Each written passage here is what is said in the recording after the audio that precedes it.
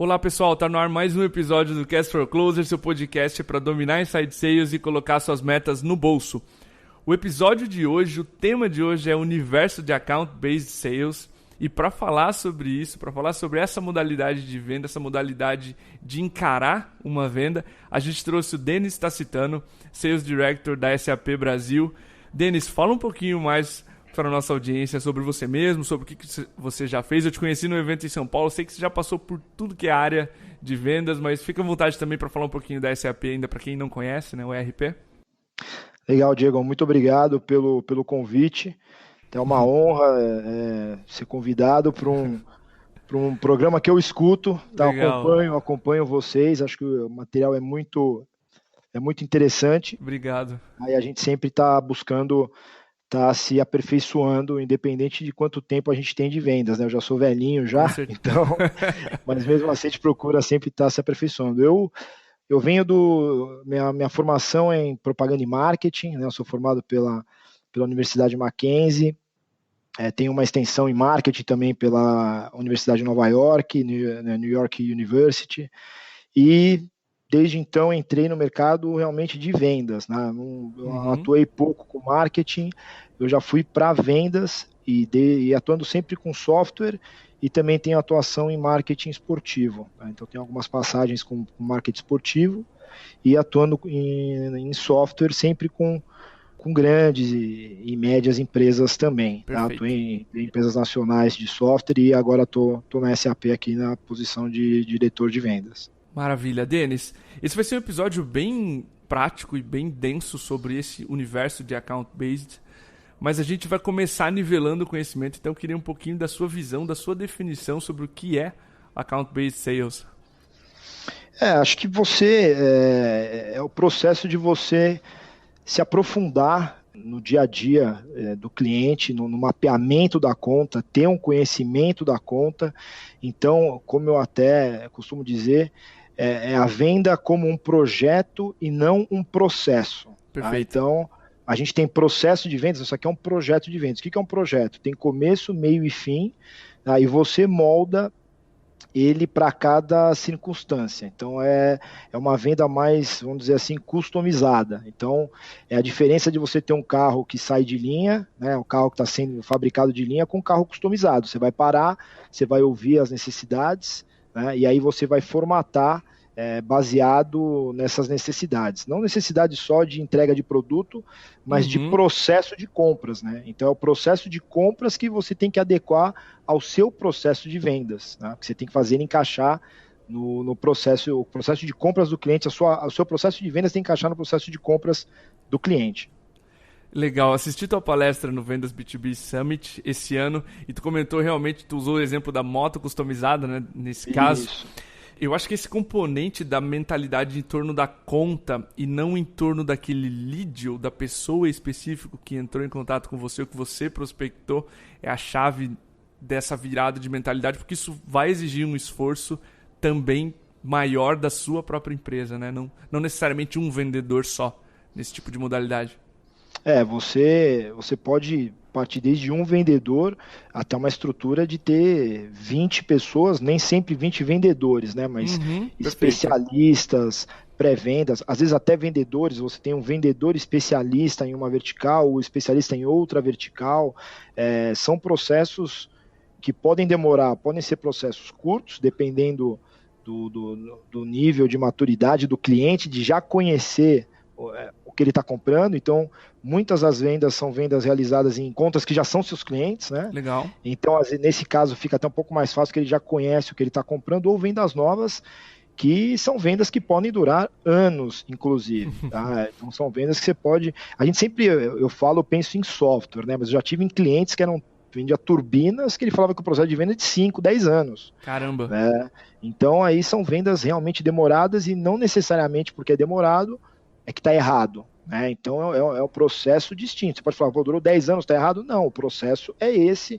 Para fazer uma usina, demora isso, tá? Então essa é a complexidade. Você tem que conhecer e você vai envolver mais pessoas nesse processo de vendas, né? No caso, nesse projeto de vendas. Legal, a gente vai entrar um pouquinho mais nisso à medida que o episódio for avançando, mas uma dúvida muito comum é a migração para essa modalidade de account-based sales. Se dá para fazer e quando dá para fazer. Normalmente negócios muito pequenos eles conseguem ser resumidos, Denis, e conduzidos com um lead, ou com uma pessoa, ou com muito poucas pessoas. E empresas maiores, dada a complexidade do processo de tomada de decisão, da operação, elas exigem essa abordagem mais ampla que a gente estava conversando aqui na primeira pergunta.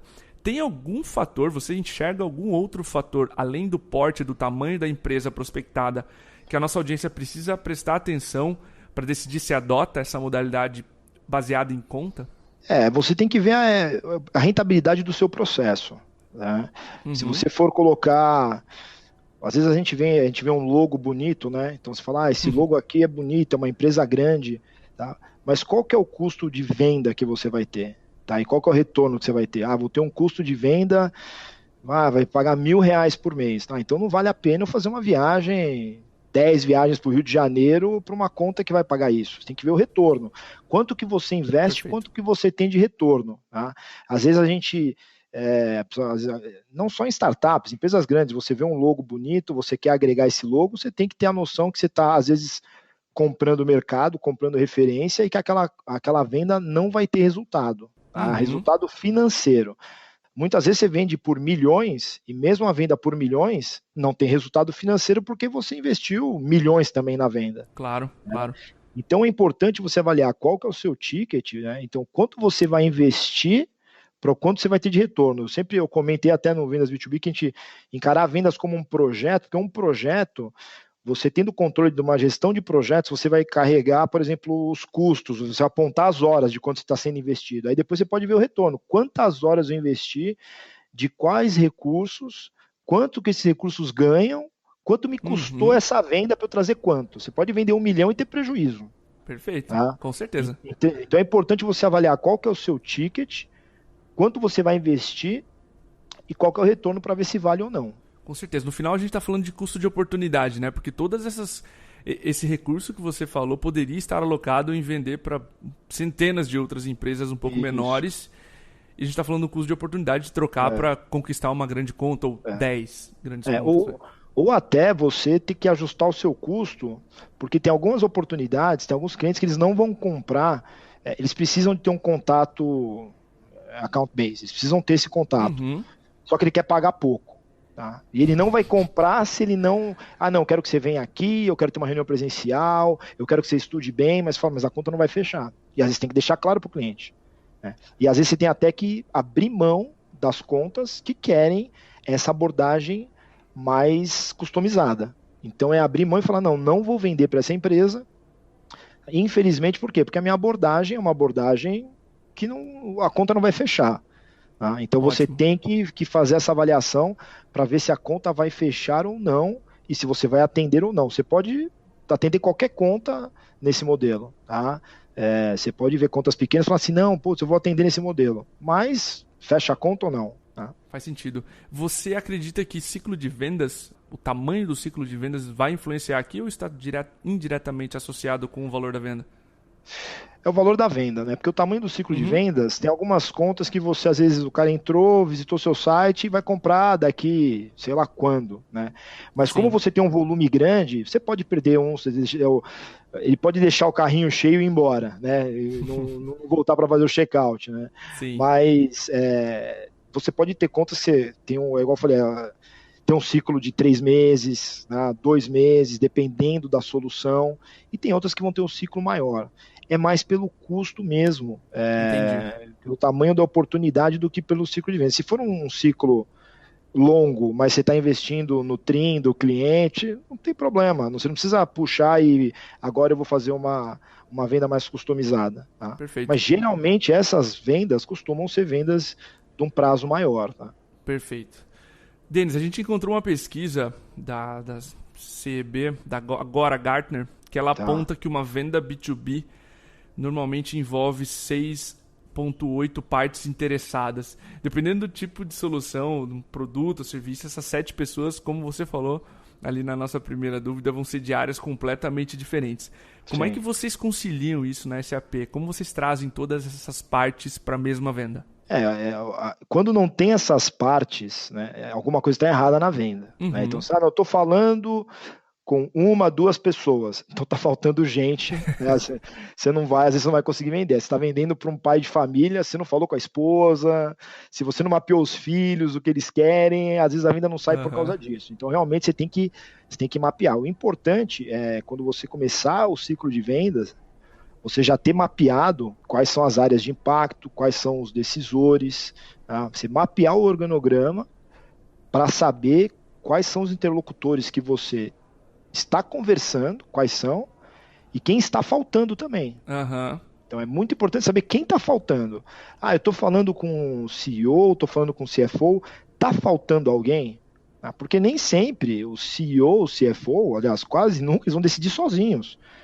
Tem o braço direito lá que pode falar que não, e você não teve contato com ele, você não sabe o que passa na cabeça dele, então você tem que fazer um mapeamento até para mitigar o seu risco. Então esse mapeamento realmente a gente entra em contas que são até mais pessoas, tem empresas que só os usuários da área financeira são 15, no contas a pagar tem 20, então tem alguns clientes que são assim, né? Então quem você está falando contas a pagar, vai ser um key user, não vai ser, aí você sobe na escala, quando você mapeia esse organograma, você está falando com 30 pessoas dentro de uma conta. Hoje é muito mais fácil você fazer esse mapeamento, porque você tem o LinkedIn, você tem Google, e você também tem que perguntar para o cliente, né? Não custa nada perguntar, né? Fazer um mapeamento junto com o cliente. Às vezes fica com vergonha. Não, faz um mapeamento junto com ele. Né? Com certeza. Eu gosto muito dessa dica que você deu de não só se preocupar com quem você está falando, mas quem está faltando. A gente tem muita empresa de software na audiência, e normalmente quando você está vendendo um SaaS, um software como serviço ou não, você pode esbarrar em CTOs, outras partes interessadas, parte de compras, que vai sempre puxar um desconto, enfim, tem metas por desconto. Todos esses decisores, esses influenciadores, melhor dizendo, da compra, que também precisam estar envolvidos. Né? Sim, e às vezes a gente até na arrogância fala, tô falando com o CEO, não preciso falar com mais ninguém. Mas chega alguém, você muito tem... comum. Esse cara tá te vendendo uma viagem pro Caribe, chega o seu filho e fala, pai, eu quero ir pra Disney, acabou. Você vai para Disney, né? Por quê? Porque é um influenciador muito forte. Sua esposa fala, não, eu quero ir para Bahia, você vai. Então você tem que mapear principalmente quem você não está falando, porque é aí que vem o risco. Aí surge uma reunião extra, surge uma pessoa que gostava de uma outra solução, aí aí o ciclo de vendas começa a ficar maior, não porque o ciclo é maior, porque você tinha desconhecimento do ciclo. Esse é o grande ponto. Com certeza. Denis, a gente abordou 2 aspectos importantes aqui de account based, tá? Como determinar o perfil das empresas, mais no início, e agora o perfil das partes interessadas. Acho que um ponto igualmente importante é definir meios de contato, a cadência de prospecção. Quais tu considera boas práticas para uma cadência de prospecção, se a gente levar em conta a mentalidade de vendas baseadas em contas? Eu acho que o inbound, né, você pode usar a cadência que você tem de nutrição de leads também no account base. Né? É muito interessante, lógico que vai ter conteúdo direcionado. Né? Perfeito. Agora você pode incluir essas contas na sua cadência normal de outras contas que não são account base. Por quê? Porque as empresas, o público está buscando informação. Sim. E às vezes você ficar até incomodando com muita informação customizada, né? Às vezes não é interessante. É interessante você dar aquele ar de, olha, essa informação é informação geral que a gente publica e está indo para você também. Né? Então, a cadência aí vai partir de novo de você conhecer e mapear com quem você está falando. Né? Então, como é que é feito esse mapeamento? Né? Hoje nós temos vários meios de toques. Você pode fazer por WhatsApp, você pode fazer por e-mail, você pode fazer por LinkedIn. Tem CEOs que me respondem no LinkedIn e não respondem em e-mail. Eu tenho CFOs que respondem por WhatsApp e não respondem por LinkedIn. Então, a partir do momento que você mapeou o perfil, tá, inclusive de resposta e de contato, aí você pode fazer a nutrição através desses meios, lembrando e respeitando o meio. Tá? Se você vai fazer por WhatsApp, não é você ficar mandando WhatsApp todo dia pro cara. Altamente invasivo. Agora, LinkedIn, você pode marcar ele algumas vezes na semana em alguns posts da sua empresa, apesar que você marcando ele no post da sua empresa, você também notifica o seu concorrente. Então você tem que ter cuidado com isso também. Né? Sim. Agora você pode encaminhar um e-mail para ele. Tá? Aí é até mais interessante. Então, a partir do momento que você mapeou, né, qual que é a melhor maneira de contactar e que a pessoa gosta de ser contactada, aí a própria mídia que você vai fazer o contato vai te dizer o quanto você pode acionar essa pessoa ou não. Tá? Se for o WhatsApp, não pode ser na mesma constância de um e-mail, por exemplo. Tá? Ótimo. E aí vai variando. Né? Agora, você pode utilizar algo personalizado, sim, mas dependendo da solução, tem muito conteúdo de nutrição que vale também para account base, não precisa fazer nada personalizado, você usa o do segmento que você vai usar, você dispara direto para a pessoa. Perfeito. Tem um pouco a ver com o perfil da persona que você está atacando dentro da empresa e um pouco dos meios de contato, claro, que costumam ser mais efetivos para cada um desses perfis. Isso, aí eu tenho pessoas que eu mando áudio, o cara me responde escrevendo no WhatsApp, só de manhã, outro só à noite, um só funciona por e-mail. Eu faço bem esse mapa para saber com quem eu vou contactar e como. Né? Então, tem uns que tem que ligar, não tem jeito. Sim. Aí ligar, você vai ligar quantas vezes? Ligar é mais difícil, tem que ligar menos. Né? Então, isso é muito importante, você mapear quais são os meios também que você vai fazer contato. Normalmente essa é uma cadência mais outbound e menos agressiva, então você vai ligar menos, eu imagino. Isso, você vai ligar menos. Agora, o conteúdo é sempre bom porque chega um momento que você visitou referência, você já fez uma apresentação, tá? O que falta agora? Falta a reunião de conselho daqui um mês. Você não Sim. pode deixar morrer a oportunidade ali ou voltar a falar só daqui um mês. O que você vai fazer? Você pode nutrir ele com informações genéricas, até para não parecer que você é aquele cara chato que vai ficar insistindo. Alguns você tem que insistir, e aí você vai de conhecer o seu interlocutor, né? Mas aí você pode nutrir com conteúdos padrão, até para não parecer, pô, esse cara tá forçando a barra. Sim. Não soar não natural. É. Denis, a Trish Bertuzzi, ela comenta que na prospecção você tem duas mentalidades distintas, tá? Uma de processar leads, por exemplo, tem dor, qualifica, não tem dor, descarta, algo mais processual e sem tanta criticidade. E a segunda é a de buscar oportunidade dentro da empresa. Por exemplo, o gerente entrou em contato comigo, baixou o material, está procurando alguma dor, mas não responde a minha cadência. Eu não vou parar só porque o gerente não responde a cadência. Eu vou conversar com o diretor, um par dele, porque naquela empresa pode haver uma oportunidade, mesmo que aquele lead em si não esteja respondendo. E essa segunda eu imagino que tenha tudo a ver com account based, uma vez que você está olhando para a conta como um todo. O que precisa acontecer com esse profissional que está prospectando e emergindo no mundo de account based? Você pode usar mentalidade ou competências para responder isso, mas como é que é a transição para esse modelo de account based como um vendedor? Primeiro sempre a resiliência, né? Isso aí acho que você vendendo qualquer coisa, você tem que ter resiliência. E não é não aceitar o não, né? É entender o não, tá? E contornar esse não. Né? O que eu falo pessoal quando você vê que tem oportunidade, você vai, se não você descarta, você perde oportunidades boas. Por quê? Porque como um especialista, é igual medicina, né? Você vai no médico, às vezes você não vê coisa que o médico vê. Né? Então cabe a você dar esse olhar de especialista e abrir os olhos, né, para a sua solução como uma oportunidade de ganho. Perfeito. Então é aí que você vai mostrar que, olha, a minha solução, não a minha solução, mas a necessidade que você tem, a gente tem como ampliar, adereçar, endereçar, ver se ampliar seus resultados, diminuir seus custos. Né?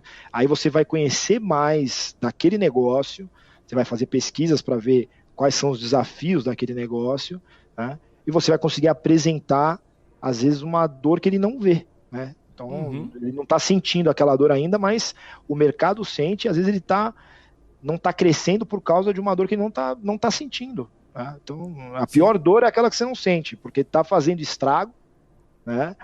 E dor, o pessoal fala, dor é uma coisa boa, porque quando você não sente a dor, aí você se machuca e você vai ver, não tem mais como voltar atrás. Né? Então, você tem que conhecer e insistir. E aí, pode ser que uma pessoa não tenha interesse, por quê? Como é que esse cara não tem interesse nisso? Ele pode estar com uma outra agenda dentro da empresa. Ele pode ser uma pessoa, às vezes, mais operacional, ou não vê isso, ou não é um cara tão estratégico, claro. ou tá de saída, ou tá trocando de área, ou ele acha que isso realmente não faz sentido. E aí você tem que despertar o interesse, então você tem que ter muita resiliência e conhecer muito, porque quando você tiver o contato, aí você vai ter que quebrar conhecendo do que você está falando com o seu interlocutor. Maravilha. Eu estava pensando a respeito dessa dúvida. Tem algo que pega muito nessas vendas pela características que elas apresentam, que é o horizonte de mudança, Denis. Eu estava conversando com uma empresa gigantesca na semana passada, líder mundial do setor dela, tá? E quando eu perguntei, quando é que vocês pretendem ter o processo que a gente está conversando aqui implementado? E a resposta foi, Diego, a gente espera que em até um ano a gente consiga estar com tudo pronto. Então, esse horizonte de mudança nesse tipo de venda é muito, muito diferente de quando você vende para mid-market ou SMBs ou pequenos negócios, né? Então, esse rep, eu acho que a paciência que ele precisa ter aliada a essa resiliência também é algo muito forte. O que a gente antigamente foi mais, né? Então, antigamente as empresas esperavam mais para ter um retorno. Uhum. Então, RP, às vezes você via em projetos de anos.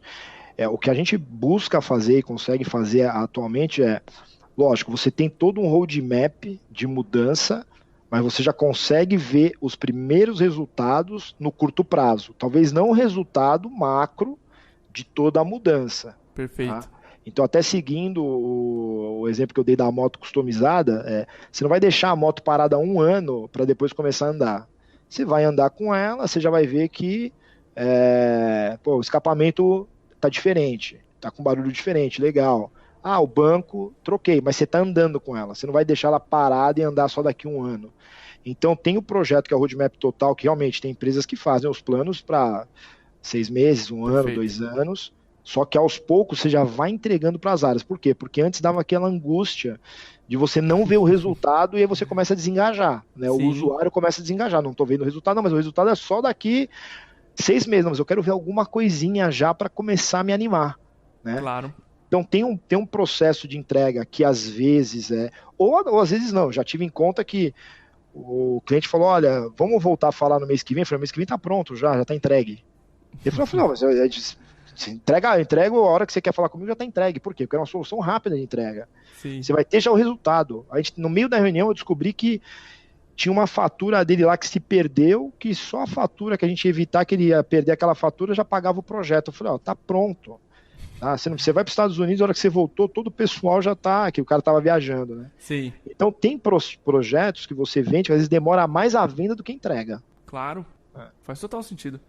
Denis, vendas SMBs, como a gente tinha falado na primeira pergunta, é uma venda, na tua primeira resposta também, é uma venda altamente processual. E essa, a gente está falando de uma venda muito mais artesanal.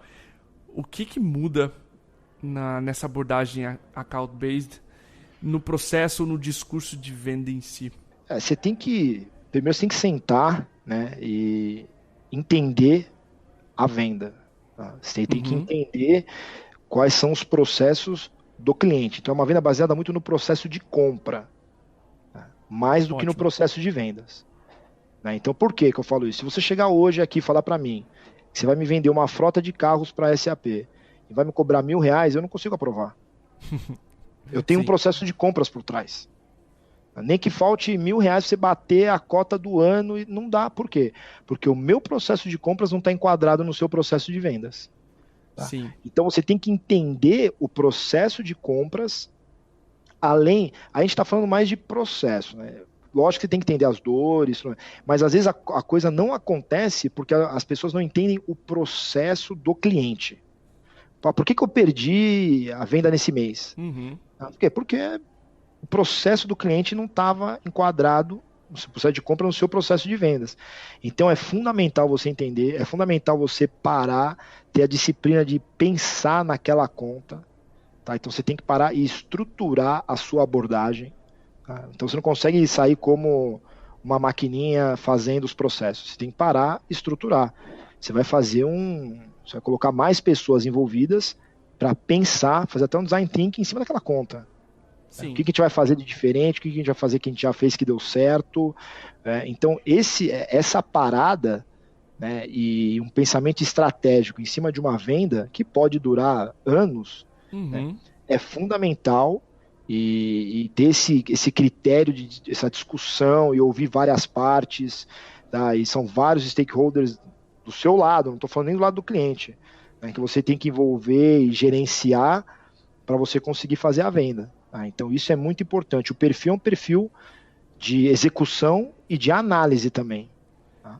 Muito forte, né? É porque eu imagino essa venda, ela tem um componente muito mais artesanal no sentido como é que a empresa compra, se ela precisa do produto implantado em janeiro, como é que é o processo de decisão de trás para frente, né? O timing de implantação daquele projeto, a ordem de compra tem que estar um mês antes, o processo de homologação 2 meses antes da ordem de compra, enfim, você faz essa engenharia reversa para planejar a próxima troca de ERP, se eu estou falando de SAP, né? Sim. Qual a próxima troca de ERP daquela grande conta, entender como é que essa empresa funciona, a tomada de decisão, todos esses atores que estão dentro do teu possível cliente e que vão impactar naquele janeiro que você está mirando. E você entendendo isso, aí você entende até onde você pode apertar mais ou não. Né? Então não adianta falar, é que eu comentei, fiz um exemplo aqui bem esdrúxulo, R$1.000 uma frota de carros, mas se o cliente quer entrar no ar em janeiro, dependendo do tamanho do projeto, você tem que dar o recado que não vai conseguir entrar. Por quê? Projeto de 1 ano, você está fechando hoje, você não vai entrar em janeiro. É abril, sim. Não tá, não, mas não tem como.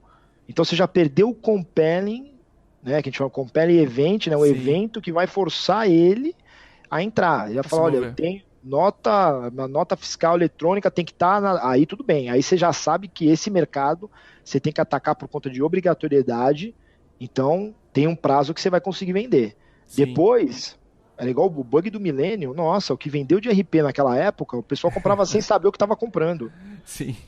Por que não? Porque depois virou, vai perder todos os dados.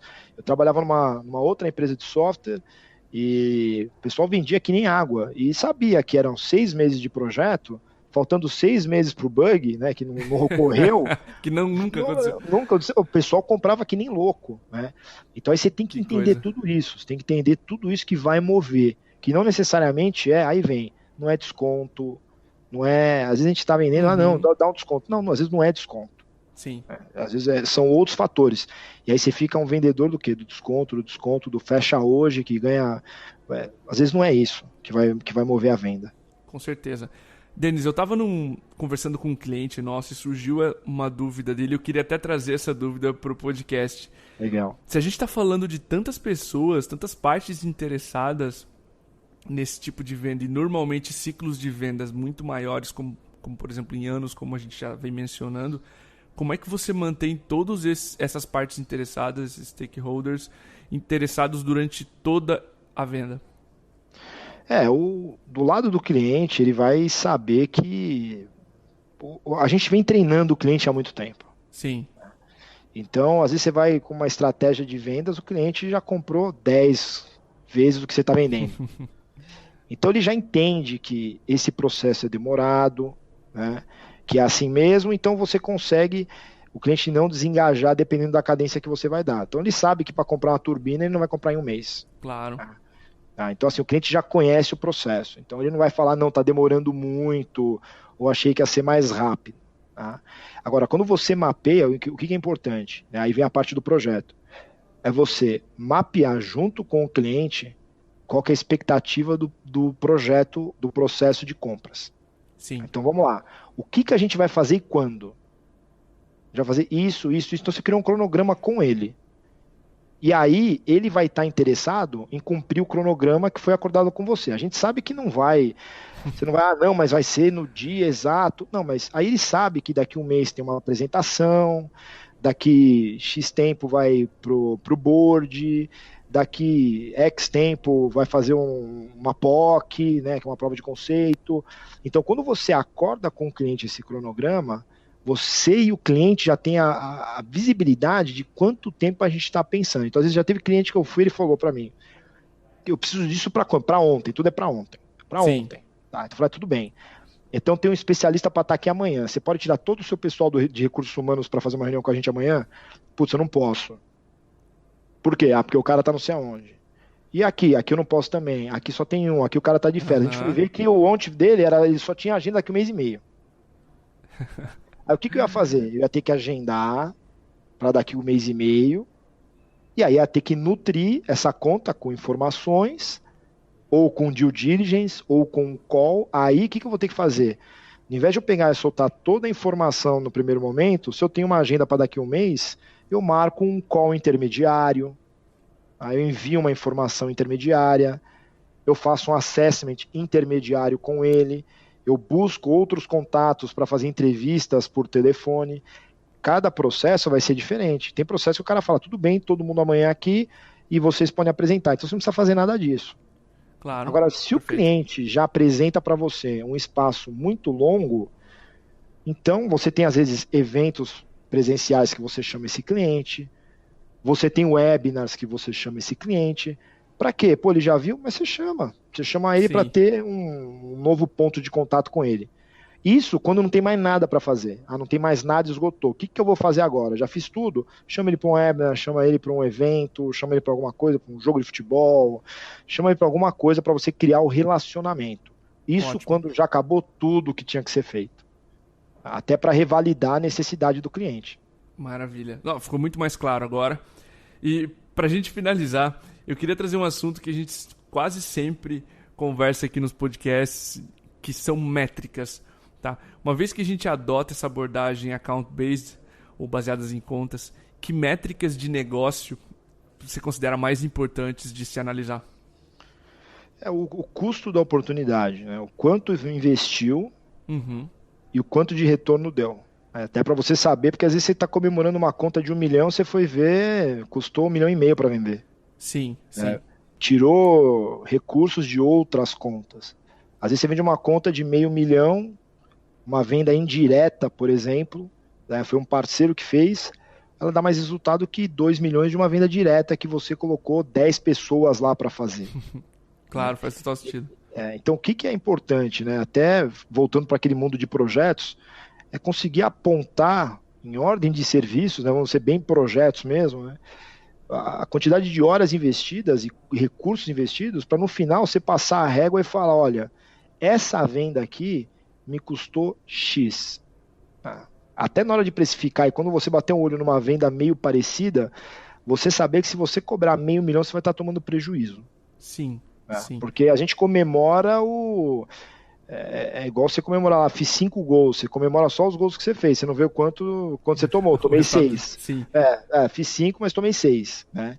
Então, a métrica, primeiro que é a venda em si, você tem os resultados, a empresa já tem os resultados para serem batidos, né? Então você tem que ver o quanto você tem que trazer no quarter, você trouxe, legal. Mas você não, nesse de trazer o resultado, você não avalia a conta em si, porque você pode trazer o resultado com várias contas deficitárias. Sim. Então você pode falar, tinha que vender 10 milhões, vendi 15.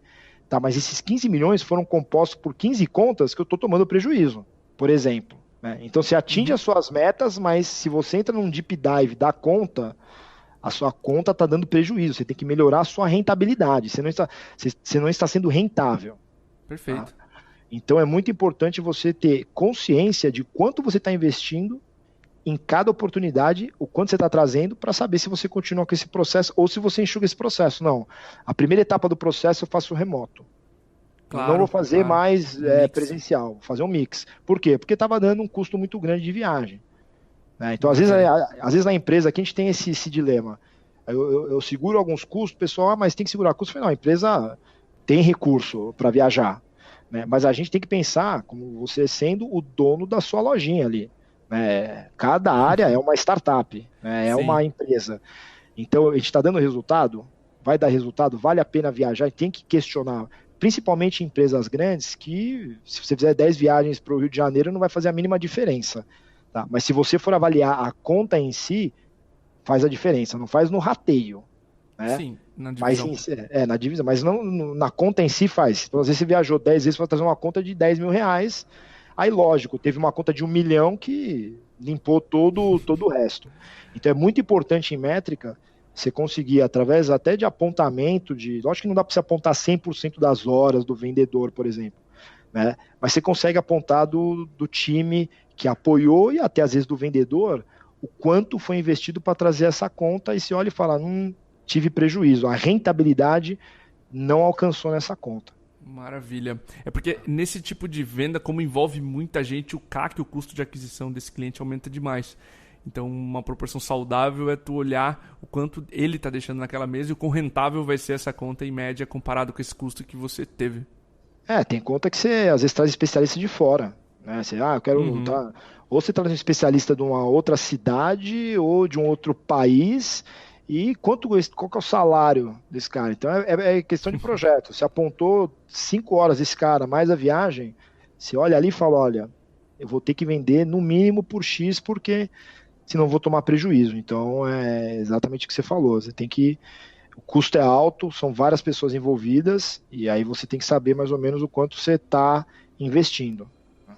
Denis, só posso te agradecer, cara, pelo podcast. Foi uma aula, aprendi bastante aqui sobre esse tema. Tenho certeza que a audiência também vai gostar desse episódio. E fique à vontade, cara, para aparecer mais vezes aí no Cast for Closers. Obrigado, é uma honra ter participado, espero que o pessoal tenha gostado. Eu estou no LinkedIn também, o Denis está citando, então se alguém tiver alguma pergunta, posso responder. Se tiver algum delay, eu respondo todas, não tem por mais na correria, a gente acaba às vezes deixando algumas mais para o final de semana. Sim. É um prazer ter sido entrevistado, e pode contar com a gente em outras oportunidades. Show de bola. Obrigado também pela disponibilidade para a audiência aí no LinkedIn. É isso aí, pessoal. Até o próximo episódio. Um grande abraço.